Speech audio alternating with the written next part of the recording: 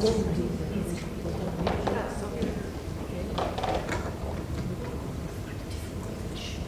we're just going to give it one more minute of delay because I know there are people on the way. Good night. Talk along yourself.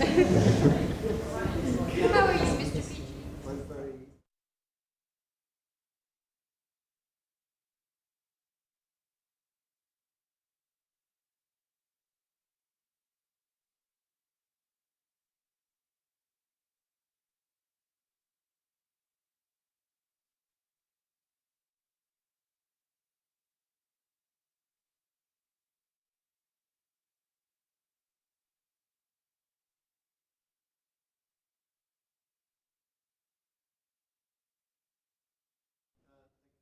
Coming final day of the half term, I realise that it is a time when various people can't make it because they're off on trips or ill or whatever, so it's great to see you here. Particularly pleased that Alya is giving today's talk. She's had to wait a long time for this one because there's been so much going on in the auditorium, so well done to her for that. I'm also particularly delighted that she's gone a bit off piste really. The whole point of these Thinking Big talks is it gives people the opportunity to talk about a whole range of different topics, things that you wouldn't come across normally in the curriculum, and Alya's definitely doing that today. I'll just briefly say now, just in case we run out of time at the end, that there are lots of people waiting in the wings wanting to give their talks next half term and into the summer term. So it'll be a much more regular occurrence then. So please free up your Fridays and be ready for a feast of knowledge. So, ladies and gentlemen, I give you Alya Thackeray.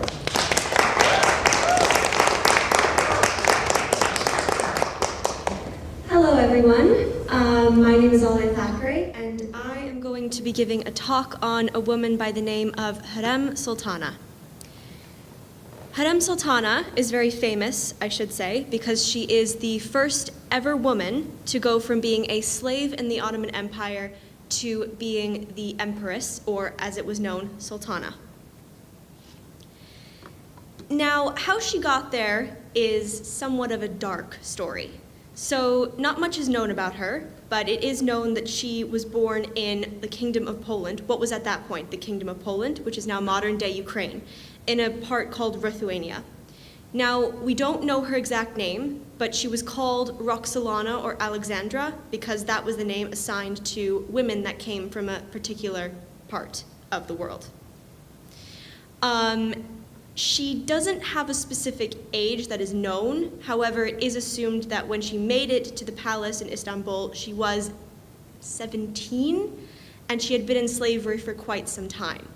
She was kidnapped from her birthplace by Crimean Tartars and taken to the palace in Istanbul. So there, the story goes. Of course, this is all according to legend. It's not really documented. But it is said that apparently she was just a laundry maid until one day the Sultan heard her singing. He was just walking by while she was washing some silks, and he heard her, and she apparently had such a beautiful voice, and she was singing a Lithuanian folklore song. And apparently it was just at that point that he fell in love with her. Hurrem also had the benefit of something that is documented. She had red hair, and that red hair made her very valuable because it was seen as something that made her exotic and made her prized among Ottoman culture. So when she did get to the palace, she obviously had some pushback in the form of a woman called Mahidevran. Mahidevran was the Sultan's Hasike Sultana. She got this title because she was the woman who gave him his firstborn son, Mustafa. Now, Mustafa was set to be the heir to the throne, and that was all great for Mahidevran until Hurrem came along and started becoming a rival for the Sultan's affections. And then came the worst part for Mahidevran. Hurrem had children. Multiple children. This is specifically important because at the time there was a law which stated that each concubine of the Sultan could only have one son. Suleiman, the Sultan, allowed Hurrem to break that rule, only her, and she was allowed to birth numerous sons and a daughter. She went on to have children Mirama Sultana, Selim, Mehmed, Bayezid, Abdullah, and Sigar. Now, at the time, if there were more than one male contender for the throne, the other siblings were supposed to be put to the death. So, had Mustafa ascended the throne, he would have killed all of Hürrem's children in order to ensure that there was no feuding for the throne. In order to ensure that this did not happen, Hürrem took steps to ensure Mustafa and Mahidevran fell out of favor with the Sultan. Now, again, this is somewhat debated, but it is believed that she instrumented the killing of Mustafa by making his father believe that he was going to lead a coup against him, and his father then had him put to death. That's much debated. What is known is that Mustafa was popular with the people, and they did favor him a lot compared to Hürrem and her children. They believed Hürrem was a witch, they believed that she had bewitched the Sultan, and they believed that her children were the product of dark magic. They were not going to readily accept her children on the throne unless there was no other alternative. So Hürrem somewhat did what she had to do in order to ensure her children's safety. She left behind quite a legacy, but probably what was the most important was the legacy of love. Hürrem was the first ever woman that a sultan had married and elevated from status of slave. Typically, they married princesses from other dynasties in order to secure royal lineage, which was true with Suleiman's own mother, Hafsa Sultana, who had actually bought Hürrem and given her to Suleiman as a gift at the palace. But Hürrem did not follow typical traditions. She had always been somewhat of a rebel.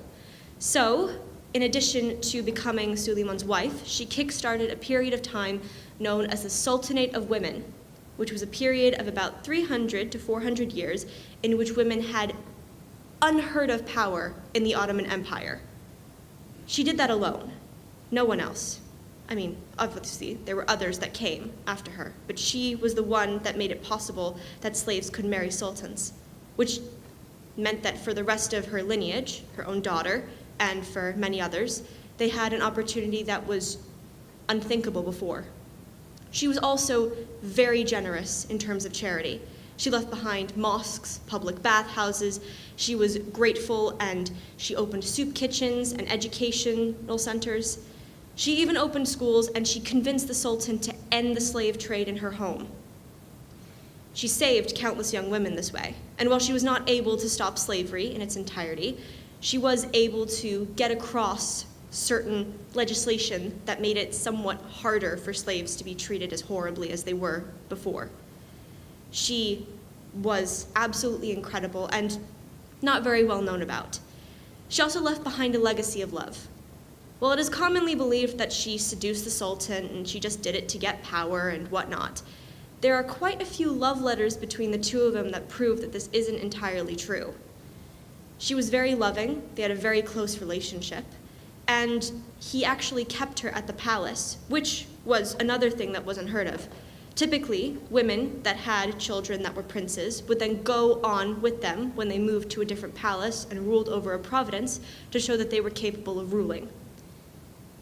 He allowed her to stay because apparently he just couldn't live without her.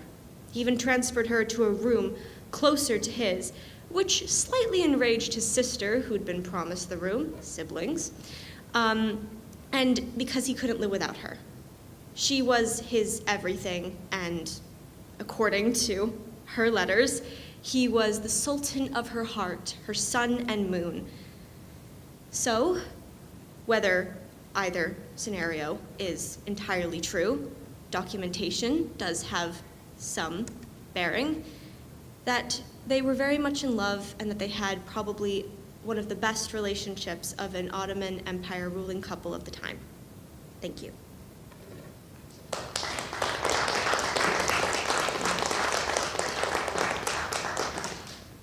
Thank you very much, Alya. Now, Alya has self-confessedly gone down a rabbit hole with her research here, so there's lots she knows that she hasn't talked about here today, so plenty of time for probing questions. Far away. Linda. I'm just interested in why and what prompted you to research this or inspired you to do this talk. Okay, why did Alya choose this topic to research? So, Middle Eastern history has always been something that has really interested me. It's part of my namesake. Alya is a typical Ottoman Empire name, strangely enough. And one day when I was researching my name and other things among that, I happened to come across quite a few stories. And one of them was of a woman called Queen Alya of Jordan. Not spelled the same way, but she was very interesting. And so I convinced my mom to get me a book about her daughter, who you may have heard of, Princess Haya, who has recently had a divorce and has come to the UK. But that, in a way, sent me down a rabbit hole of Middle Eastern history. And after that, it sent me down a further rabbit hole of the Ottoman Empire.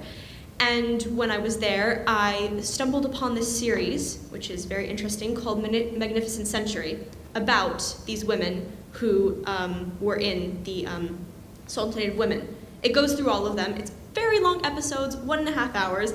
It's in Turkish, and you have to watch it with subtitles, and some of the stuff is quite dramatized. There's a character in there and storylines that didn't actually happen, although some did. But it was very interesting, and it inspired me to learn more. Yeah? I wondered, you mentioned that a lot of evidence around her was found in her letters, or most of the evidence. Is there anything in contemporary histories that took her side at all, or is it more objective or written from the Sultan's point of view? I just wonder whether there was anything contemporary that was sympathetic to her. There's quite a lot of stuff from the Sultan being very sympathetic to her. There's quite a lot of beautiful letters. One thing that is quite important is that she only spoke at that point a certain dialect, and when she came to the Ottoman Empire, her and the Sultan did not speak the same language. So she learned Turkish for him, which is something he documents very well in his letters, as, you know, she learned this for him, and she wrote poems for me, and he wrote poems for her. He was quite an ardent poet. Modern history tends to paint her in somewhat an unfavorable light. So, for example, Magnificent Century, the show I pointed out, it tends to paint her as the other woman, and tends to paint Mahadivna as the slighted woman. However, if you consider the evidence, when Hürrem came to the palace, there was an incident, a very well-documented incident that most historians believe is actually true. Mahadivna physically attacked Hürrem and assaulted her, and was trying to get her son to have Hürrem's children killed early so that Hürrem would have less sway over the Sultan. And Hürrem's eldest child, Mehmet, did actually end up dying at the age of around 20, which caused quite a stir because it is not known if Mahadivran possibly orchestrated that. So there's a bit of a mixed view, but modern opinion tends to be she was the other woman, and it doesn't really tend to take her side that much. Thank you. Fleur? Do you think then that her becoming a slave was the best thing that could have happened to her, especially like to where she became now, compared to what she might have been beforehand? Yeah, that's a really good question. It's a difficult one, because it is known that her family wasn't very powerful. They weren't very influential, especially not at the then Polish court. If they had been, the Kingdom of Poland would probably have demanded her back, or there would have been some sort of scuffle, but it is widely believed, given her training, her birth, and her status at the palace, that she was really just a peasant. If she had stayed, there is the possibility that she would have just married another peasant and lived out a somewhat normal life, and we wouldn't know of her. She wouldn't have been given an outlet for her intelligence, or her passion for the arts, or the money to do any of her charitable works. She wouldn't have actually been able to be a beacon of diplomacy in the end, as she later became, for the Polish kingdom, through the Ottomans, somewhat of an ambassador in a way, and she was able to forge quite a lot of peace between the two countries. So, in a way, though she did go through many horrible experiences at the Ottoman palace, mostly because of Mahidevran. That woman had some serious anger issues. I believe that, yeah, it was probably the best thing for her to go to the Ottoman Empire, even as a slave. And eventually, before he married her, Suleiman did free her from slavery. So she would have been free to leave if she had wanted to, and she chose to stay. Yes, miss? Apart from the love letters, what other, you said there wasn't much documenting her earlier, and apart from the love letters, what other primary sources are there? There's love letters, poetry, there's art, as probably, well, this is Hürrem. This is actually her very well documented crown, which is apparently one of her staples because it was a gift that Suleiman gave to her quite early on. There is a few letters and documentation from ambassadors. So there's one quite famous one from a Venetian ambassador who visited the Ottoman palace, and he met her, and through obviously the Sultan, because by that time she had become his legal wife. And he documents her quite well. There are some others, I believe, from other diplomatic envoys, but other than that, there's not much that really documents her life, which is somewhat sad, but since it was obviously a very long time ago, quite a lot has been lost. Yes, Mr. Pucci. It was quite a religiously divided age, and I think I might say that she was the daughter of an Orthodox priest. Yes. That's one. So it is not confirmed, but it is quite likely she was the daughter of an Orthodox priest. And it was originally, there was a lot of speculation over how devout she was, but it is believed she had some attachment to her faith. However, she did convert to Islam during her time at the palace in order to become the same faith as the Sultan, in order to, well, they say better please him, and that it was just for him, but there's actually some evidence that she did so on her own free will because there was just something about the religious teachings that spoke to her. Any other questions? Yes? She lived a long life. What happened after she got married to someone, had all these children? So actually she did lead a long life for that time period. So she died in about her mid-60s, late 50s is the time span that's given. And for that time period, that was quite long. The Sultan died, allegedly of a broken heart, 2 years later. And she died of old age, is mostly believed, because she had gotten to an age when most women would have died, and most after her did die around that age. Even though medicine was advancing, it wasn't quite what it is today, for obvious reasons.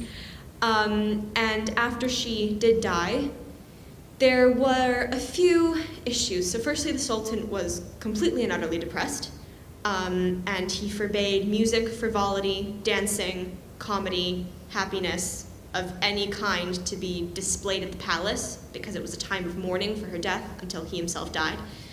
Obviously, Mustafa was by this period already dead. So this led to a bit of a power struggle between Hürrem's children. So at this point, Mehmet was already dead. He died in his mid-20s. He had a daughter, though, who grew up to be quite a favorite of the then ruler. And Shigar, her other son, had also died. He'd been born a hunchback, and he'd had medical complications all of his life. And he had allegedly died after Mustafa had died because him and Mustafa had been such good friends and so close that he allegedly died of a broken heart from losing Mustafa. So she got rid of her main rival, but then at the same time she lost a child. Abdullah, who's not very well known, but he is right here, he died relatively early. So not in childbirth, but quite a short part after, and that left Selim and Bayezid and Mirama. Now, Selim and Bayezid kind of duked it out for the throne for a bit, and Selim ended up dying somewhat early, even though he did get the throne in the end. However, the royal bloodline, strangely enough, and in an unprecedented way from the time, continued via Mirama, Hürrem and Suleiman's daughter, which was, again, something that was unprecedented. But she married the Grand Vizier, and they had a son, and so the bloodline went through her, instead of going through Suleiman's sister, Hatis, because she had married, well, there's speculation she married the Grand Vizier, who at the time was Suleiman's best friend, which was all great until Hürrem kind of allegedly instrumented his downfall, and the Sultan killed him and branded him a traitor. So Hatis's son then was no longer able to ascend the throne. The Ottomans were quite bloodthirsty at times. Any other questions? Fleur. I think that's the way because I read the book that you got and kept it for a really long time. Because they say that in the Ottoman Empire, the way they chose the next person was the brother that killed everybody else and kept Yes. the throne. Do you think that's a really good idea? Absolutely not. But then, at the same time, it said that because it was so brutal, everyone, the next 10 people, they were all amazing. Yes, so the original idea behind it, and again, I'd like to say, full disclaimer, don't come from my head, I am not advertising this, but the original idea behind it was that it would weed out the strong from the weak. So it got rid of all the brothers, but there was kind of a little bit of a clause that it didn't necessarily have to be the eldest if the eldest ended up dead, was basically the idea. So only the strong survived. And then the new people that came in would be the most amazing, and their children would be, as Fleur said, the strongest and whatnot. And it was also demonstrated a show of strength for the rest of the empire, that they knew that the Sultan was strong and that there was no one else that could kind of take his space until he himself had children. Then those children became a threat for him until he died, which was a whole different story. But there is one case of this not entirely going to plan. So, like I mentioned before, Hürrem kickstarted a period known as the Sultanate of Women. And during this period, there was another woman called Kösem. And Kösem married the Sultan Ahmed. She was from Cyprus. She was a slave kidnapped from Cyprus. Her father was a merchant, and she was kidnapped again by Crimean Tatars. They keep popping up, but they took her back to the palace because she had golden hair and she was very beautiful. Again, it's a lot to do with characteristics that were considered exotic. And her husband, Ahmed, him and his brother, they were half-brothers, different mothers, because again, the one concubine, one son rule had effectively come back into place. They were very close, very close. And his older brother was supposed to become sultan, and they made a promise when they were younger that they would not, under any circumstances, kill each other for the throne. But their father had the eldest murdered for standing up to him. When there was a campaign, as was quite common even during Suleiman's time to have a campaign to expand the empire, and his eldest stood up to him and said, we can't send our soldiers into this, they're ill-equipped, they're ill-prepared, and in a way kind of disgraced himself through the eyes of the Sultan, and the Sultan had him killed, which was horrible.